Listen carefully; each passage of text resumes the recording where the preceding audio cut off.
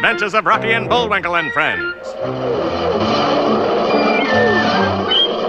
Starring that jet-A Jerry O'Lace, Rocket J. Squirrel, and his pal, Bullwinkle the Moose. Hi, glad to see you again. Likewise. We got some great things on the show today. Like what? Like what? Well, you ought to know, Bullwinkle. You're in some of them. Well, let's get started.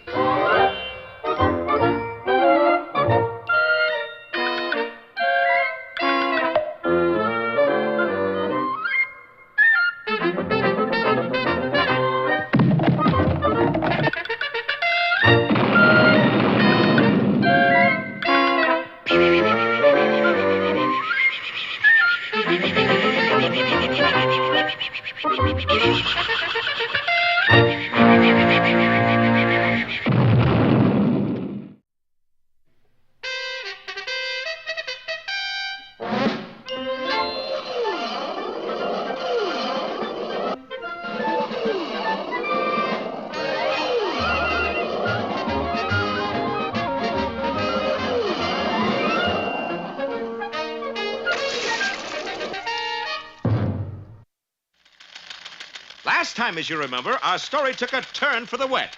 For with Rocky asleep on the front seat, Bullwinkle drove the armored car full of money right into a lake. Fortunately, the car was watertight, and Bullwinkle thought he was just driving through a torrential rainstorm. Rainstorm, heck, it's a regular cloud bust. But at that moment, Bullwinkle passed a submerged signpost. Turn left. Better put off my hand. And the dim-witted moose reached for the crank that would roll down the window and drown both him and Rocky. Seems to be stuck. Hey, Rock, give us a hand here, will you? Well, what? Whoa, oh, sure, Bullwinkle. Hokey smoke, where are we? It's just a little shower. Ought to clear up in a jiffy. Bullwinkle, don't open that window. We're underwater. Underwater? That's ridiculous, Rocky. Then look at that. Well, I've heard of it raining cats and dogs, but this is... But just then... Golly, what was that? Couldn't have been thunder, huh? Sounded like an explosion. Well, the brainy squirrel had done it again. For high above them on the surface of the lake, Boris and Natasha were blithely dropping depth charges on our little friend. 1, 2, 3, O'Leary. 4, 5, 6, O'Leary. 7, 8, 9, O'Leary. 10, O'Leary. We can't last much longer at this rate, Bullwinkle. If it's gonna keep up like this, I don't know as I want to. It's not us I'm worried about so much, it's that money back there. I'm ashamed of you, Rocky, thinking about money at a time like this. Yeah, but it's not our money. That's even worse. We promised to get that money to the bank, and we gotta do it. From here? Sure. Now, here's my plan. You've heard about missile-firing submarines, haven't you? Certainly. Well, A little while later, the cannon in the turret of the armored car swung straight up in the air and fired. Only instead of a shell, it fired a furry guided missile, Rocky the Flying Squirrel. And clutched in his grubby little fist was the box containing the money. Squirrel is getting away with the loot. After him! And the villains stopped tossing depth charges and started after Rocky. Below them on the lake floor, Bullwinkle took his fingers out of his ears and... I say, Bullwinkle took his fingers out of his ears... Oh, dear. As I was saying, Bullwinkle took his fingers out of his ears and started the armored car forward. Why don't you say so? The further the heavy truck went, the shallower the water became, until, just as it caught up with Boris and Natasha, it emerged from the water, lifting their boat up on top of the turret. Boris, how do we get out of this mess? Who wants out? Don't we? Nonsense. Where is Moose going? To meet Squirrel. And what is Squirrel carrying? The money. Moose is taking us to the money. See, Natasha, you got to look for silver lining. There's a little bad in everything good that happens. I guess you're right, darling. So relax. You got nothing to worry about. But, darling, sign says low bridge ahead. Aha! Now you got something to worry about. And in a few seconds... Tell me again about silver lining, Boris. Well, we had a little setback, true? Too true. But on the other hand, gives me a good chance to say one of my favorite sayings. What is? Shut up your mouth! But if you knew Boris like I know Boris... Oh, what a schnook. You'll know that our heroes still aren't out of the woods. You're sad, buddy. Be sure to see our next chapter, Boris Bounces Back, or the Rubber Heel.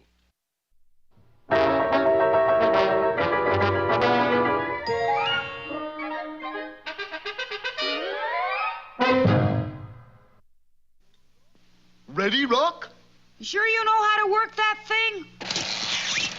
No. Anyways, here's what it was supposed to look like.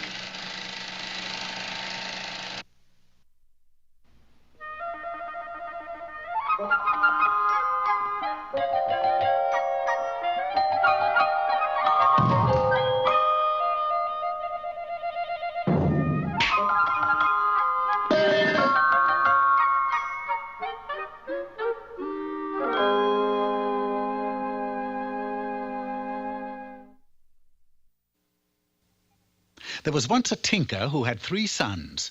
Every morning he would leave his sons at home to go and find something to tinker with. Now be good little boys, especially you, Nat. Nathaniel was the youngest and also the most rebellious.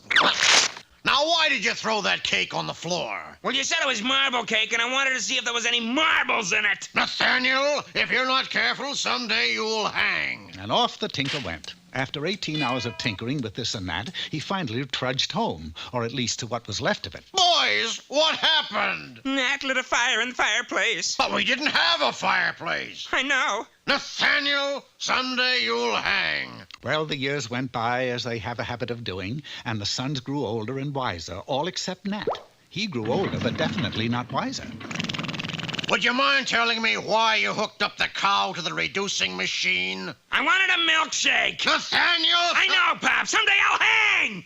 Now, you might think that a tinker's lot is a poor one. Far from it. On Christmas Eve, he showed his sons a strange-looking music box. Merry Christmas, boys. Nathaniel not only opened it, but he bashed it against the wall, and there, standing amidst the rubble, was a little old man with a beard, 2 inches tall. The man, not the beard. I am a sprite who has been locked inside that music box for 100 centuries. Have you ever been forced to listen to 80 million choruses of the Mainstein song? Well, if you're a magic sprite, can you perform magic? I shall do better. Tinker, Huh?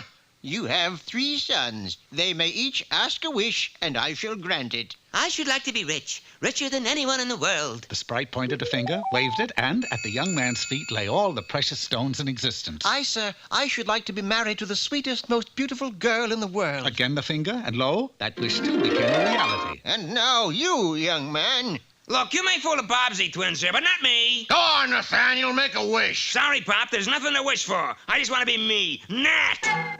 And a gnat he became. Nat, speak to me. Buzz a little anyway. Hey, this is terrible. I beseech you, Sprite, return Nathaniel to his former self. 3 wishes are pretty rough on an old codger like me. I tell you what, I'll come back in a month and grant each of your sons 1 more wish. And with that, the sprite vanished. The music box reassembled itself, and all was as before, except for Nat. Don't fret, Nat. In 1 month, you can make another wish and change back. You think I can wait a month? Not me.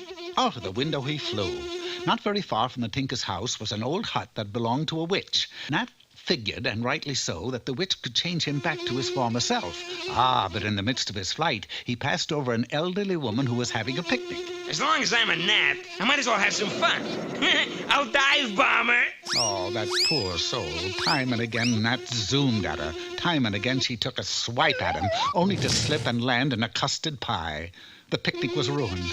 Tiring of such sport, Nat made a beeline, or rather a gnat line, straight into the witch's hut. She must be out shopping. Oh, well, I'll wait. He didn't wait very long. If I ever lay my hands on that gnat that spoiled my picnic... Oh, my gosh, she's the witch. I got you, you little pest. Oh, spare me, Miss Witch. I'm not really a gnat, but Nathaniel, son of Tinker. Nathaniel, you're not the mean little kid who's the scourge of the neighborhood. The same. Boy, if I had a son, I'd want him to be as nasty as you. Us witches are proud of your work. Then you'll change me back to what I used to be? It'll be an honor. A wave of a magic wand, and it was done. Nathaniel returned home to his overjoyed father and picked up where he left off.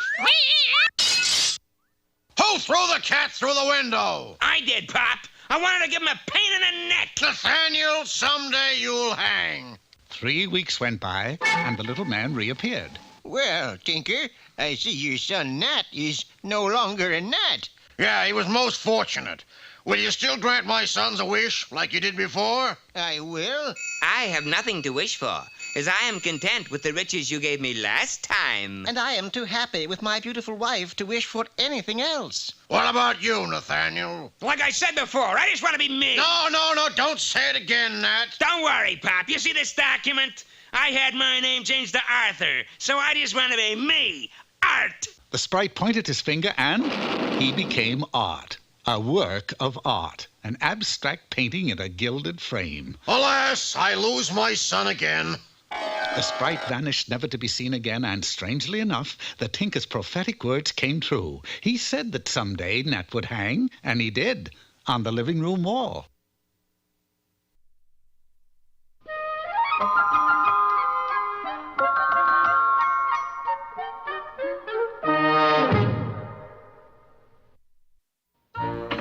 Hello there, culture lovers. This here pin is part of today's poem, the Old Almanac verse, C.A. Pin. C.A. Pin, pick it up. All the day you'll... Where'd it go? Oh, there it is. C.A. Pin, pick it up. All the... Didn't get it. C.A. Pin, pick it up. Uh-oh, it rolled into a crack. Come out of there, doggone it. All right, I'll pick it up the easy way.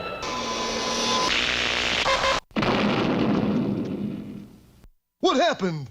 As far as I can tell, Mr. Moose, a pin got stuck in the motor. Well, that does it. Where are you going? I'm going somewhere where I can say my poem. But that's a bowling alley. Of course. These pins I can pick up. C.A. Pin, pick it up. All the day you'll have good luck. Don't you believe it? And now... Hey, Rocky, watch me pull a rabbit out of my hat. Again? Nothing up my sleeve. Presto! Wrong hat. I take a 7.5. Now here's something we hope you'll really like.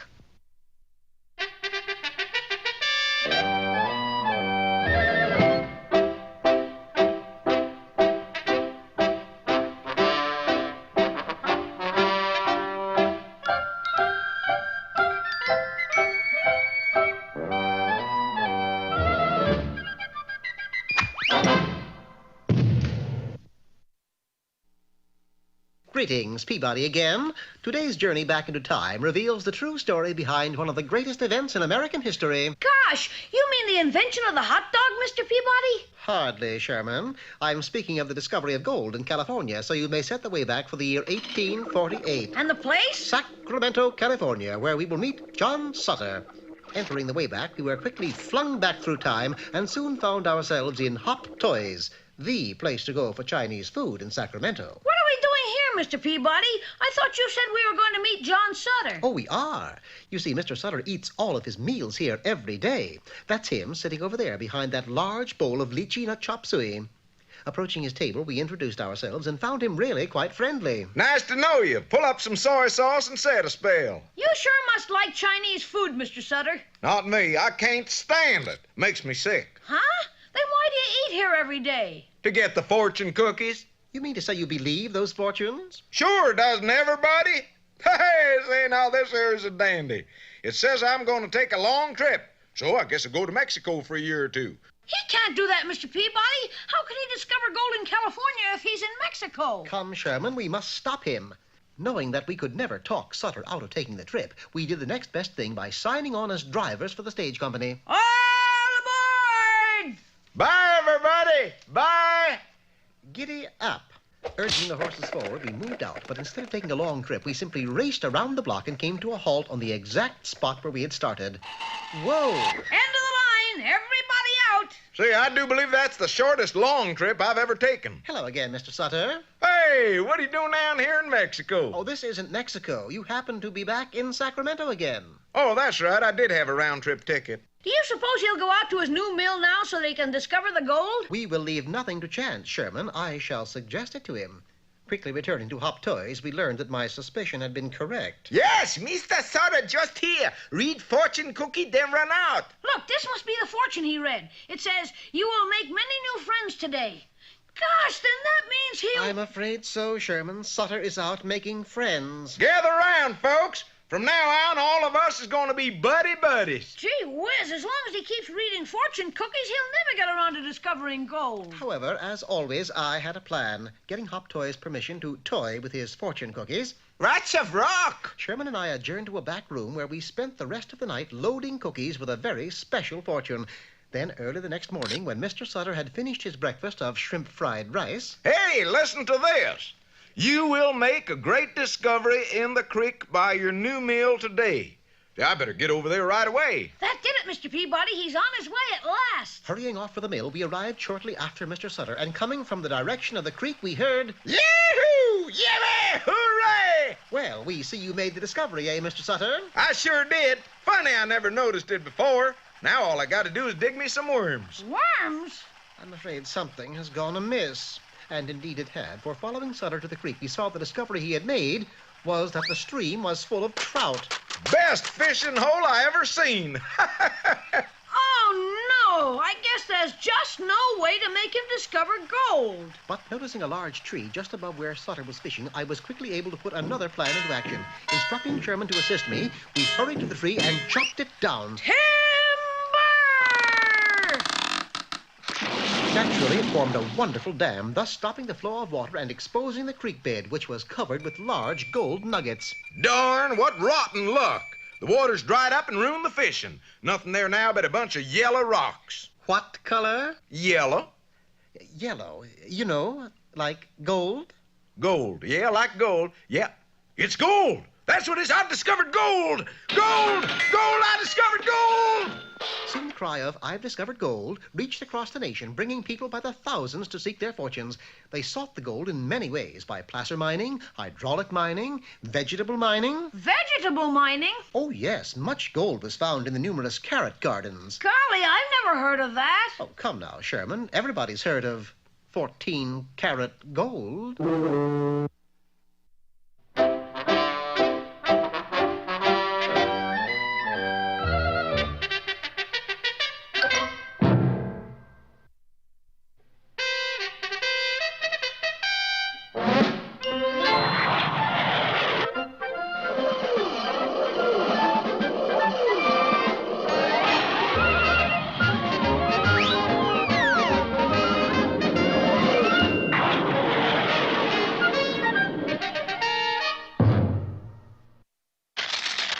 Last time, you remember, Boris and Natasha attempted to hitch a ride in Bullwinkle's armored car, but got the big brush off when he went under a low bridge. Always something new, eh, Boris? Like what? This is first time I ever walked home from boat ride. Meanwhile, our heroes were just depositing the money in the Hog Breeders National Bank in Squaw's Ankle, Wyoming. You sure the money will be safe, Mr. Wangle? Safe, safe? Yeah, that is pretty ridiculous, isn't it? What's so ridiculous, Bullwinkle? I don't know, but we need every laugh we can get. I meant it's foolish to worry about money in this bank. It's one big booby trap. Oh, I could tell by looking at the customers. No, I mean when we put something in this vault, it's in to stay. Now, let's see what happens when somebody tries to get into the vault. As soon as he touches the door, Like this? an electric light flashes. An electric handcuff grabs his wrists. An electric club starts hitting him on the head. And an electric FBI man comes out and arrests him. Pretty impressive. Yeah. What happens if the electricity goes off? It can't. The cable is armor-plated all the way out of the bank and out of town clean to the main power line. Look. And in a little while, Mr. Wangle and our heroes were standing near the main power pole outside Squaw's Ankle. Gee, I guess you've thought of everything. Yup. Except maybe somebody cutting the main power line. Oh, come on, Bullwinkle. How could you cut the main line? Easy. You just climb up this pole and snip-snap with a pair of scissors. Yeah, but the electric company wouldn't let you do that. I'd like to see him stop me. Okay, you're stopped. Who you? Who you? World's most famous electric company detective. An electric company detective? What's your name? Sherlock Holmes. Holmes? OHMS is an electrical joke. And this is my partner, Dr. Watts. WATTS, darling. Sure, I've seen your name on light bulbs. Ho, ho, ho. Can I get down now? Certainly. Thanks, I guess. And in a little while, our heroes were back at the bank. Well, looks as if everything's okay. We must be near the end of another story. Time for us to walk hand in hand into the sunset, huh? Yeah, except it's awful early in this episode. Early? Look, it's dark outside already. True enough, the sun had gone down, but the story seemed far from ended. It's only the beginning, folks. What is fiendish plan, Holmes? It's obvious, Natasha. We cut line, town is blacked out, we sneak in, rob bank. But if whole town is blacked out, why not rob whole town? Natasha, I got it. Wait till you hear. What, darling? If whole town is blacked out, why not rob whole town? Boris, how do you get such marvelous ideas? Oh, they just come to me. Oh, I know. Okay, Natasha, start snipping with snippers. And the two villains began chopping at the main power line. In just a few seconds, all the lights in Squaw's ankle began to flicker and dim. Boy, my eyes hurt. My glasses need changing. You don't wear glasses, Bullwinkle. Well, then my eyes need changing. And at that second, all electricity went off in Squaw's ankle, and the whole town lay at the mercy of Boris Badenov. Mercy? I don't know the meaning of the word. It means the quality. Oh, never mind. Be with us next time for Boris Takes a Town or The Night Mayor.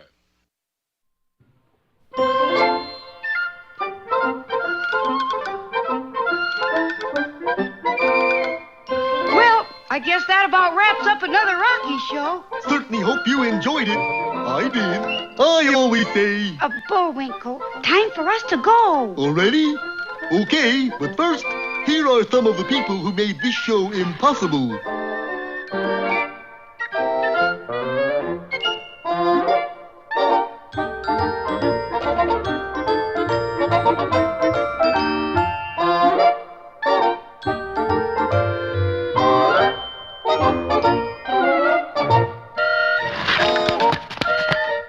That's not all. The fingers get tired.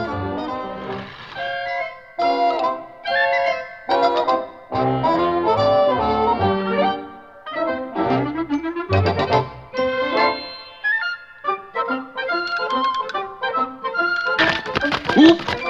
Got away from me again. Well, see you next time. Ready, Bullwinkle?